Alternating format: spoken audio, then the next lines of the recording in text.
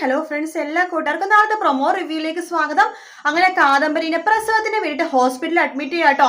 ആ സമയത്ത് അമ്മൂമ്മ പറയുന്നുണ്ട് രതീഷിനോട്, അയ്യോ പ്രസവിക്കട്ടെ, നല്ല സുഖപ്രസവം ആവട്ടെ, ആൺകുഞ്ഞിനെ തന്നെ പ്രസവിക്കട്ടെ എന്ന് പറയാണ്.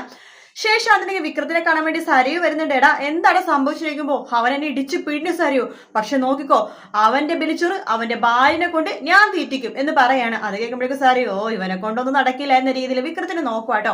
ശേഷമാണെന്നുണ്ടെങ്കിൽ നമ്മുടെ താരയുടെ അടുത്ത് പറയുന്നുണ്ട്, കല്യാണി നോക്ക് താരാൻറ്റി, അവൾ ഒരിക്കലും നന്നാവില്ല സരയു, താരാൻറ്റി അവളെ മറക്കണതാണ് നല്ലത്, അവൾക്ക് മനോഹരനെ പോലെ ഭർത്താവിന് കിട്ടിയത് നല്ലതാണ് ഇപ്പൊ താരാൻറ്റിക്ക് തോന്നുന്നില്ലേ എന്ന് ചോദിക്കുന്നുണ്ട്.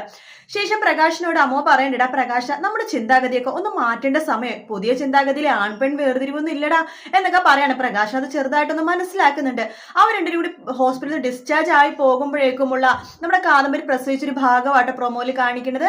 വീഡിയോ ഇഷ്ടപ്പെട്ടെങ്കിൽ ലൈക്ക് ചെയ്യുക, സബ്സ്ക്രൈബ് ചെയ്യുക, കമന്റ് ചെയ്യുക. നാളെ രാവിലെ കാണാം ഫ്രണ്ട്സ്. അതുവരെ good night, take care, bye bye.